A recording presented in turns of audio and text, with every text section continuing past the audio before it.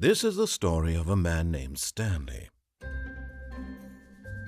Stanley worked for a company in a big building where he was employee number 427. Employee number 427's job was simple. He sat at his desk in room 427 and he pushed buttons on a keyboard. Orders came to him through a monitor on his desk, telling him what buttons to push, how long to push them, and in what order. This is what employee 427 did every day of every month of every year. And although others might have considered it soul-rending, Stanley relished every moment that the orders came in, as though he had been made exactly for this job. And Stanley was happy. And then one day, something very peculiar happened. Something that would forever change Stanley. Something he would never quite forget. He had been at his desk for nearly an hour when he realized that not one single order had arrived on the monitor for him to follow. No one had showed up to give him instructions, call a meeting, or even say hi. Never in all his years at the company had this happened, this complete isolation. Something was very clearly wrong. Shocked, frozen solid, Stanley found himself unable to move for the longest time. But as he came to his wits and regained his senses, he got up from his desk and stepped out of his office. All of his co-workers were gone. What could it mean? Stanley decided to go to the meeting room. Perhaps he had simply missed a memo.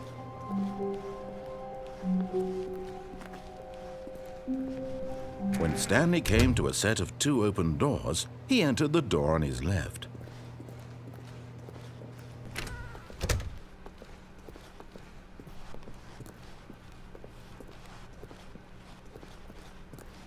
Yet there was not a single person here either. Feeling a wave of disbelief, Stanley decided to go up to his boss's office, hoping he might find an answer there. Coming to a staircase, Stanley walked upstairs to his boss's office.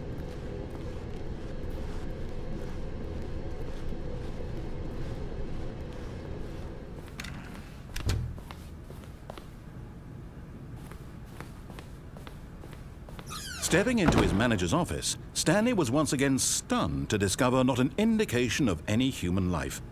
Shocked, unraveled, Stanley wondered in disbelief who orchestrated this, what dark secret was being held from him.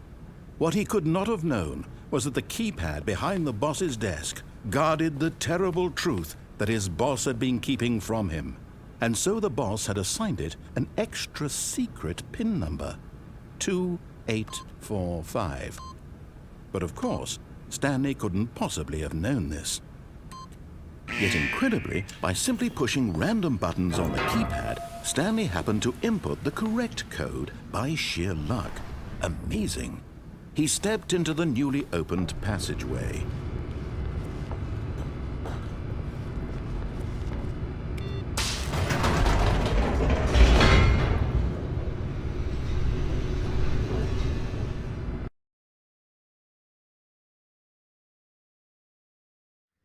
Descending deeper into the building, Stanley realized he felt a bit peculiar.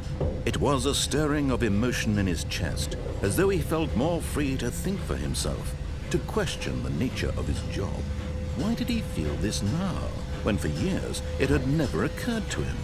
This question would not go unanswered for long.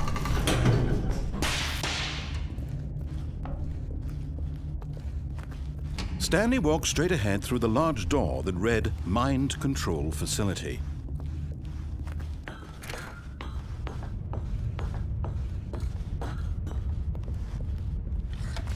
The lights rose on an enormous room packed with television screens. What horrible secret did this place hold? Stanley thought to himself.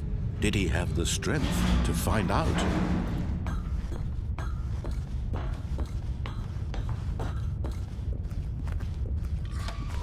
Now the monitors jumped to life, their true nature revealed. Each bore the number of an employee in the building, Stanley's co-workers. The lives of so many individuals reduced to images on a screen, and Stanley, one of them, eternally limited in this place where freedom meant nothing.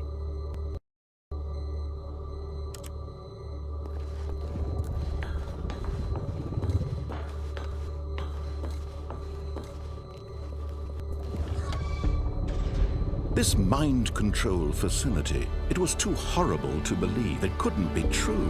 Had Stanley really been under someone's control all this time? Was this the only reason he was happy with his boring job? That his emotions had been manipulated to accept it blindly? No, he refused to believe it. He couldn't accept it. His own life in someone else's control? Never! It was unthinkable, wasn't it? Was it even possible? Had he truly spent his entire life utterly blind to the world? But here was the proof, the heart of the operation. Controls labeled with emotions, happy or sad or content, walking, eating, working, all of it monitored and commanded from this very place. And as the cold reality of his past began to sink in, Stanley decided that this machinery would never again exert its terrible power over another human life. For he would dismantle the controls once and for all.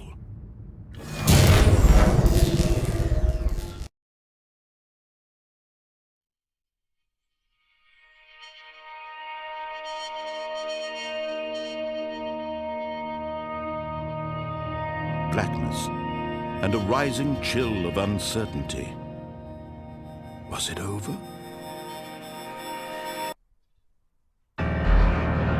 Yes!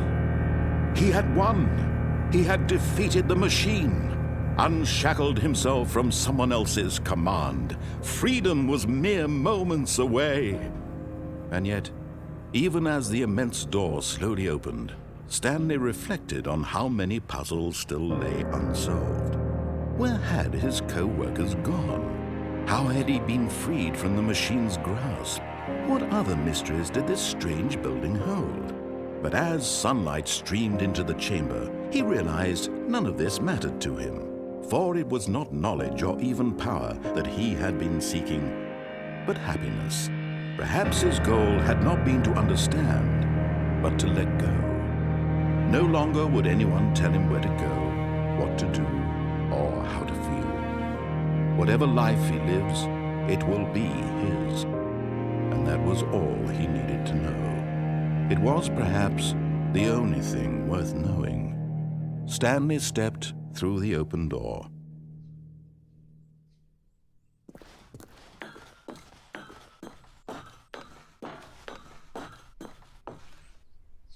Stanley felt the cool breeze upon his skin, the feeling of liberation, the immense possibility of the new path before him. This was exactly the way, right now, that things were meant to happen. And Stanley was happy.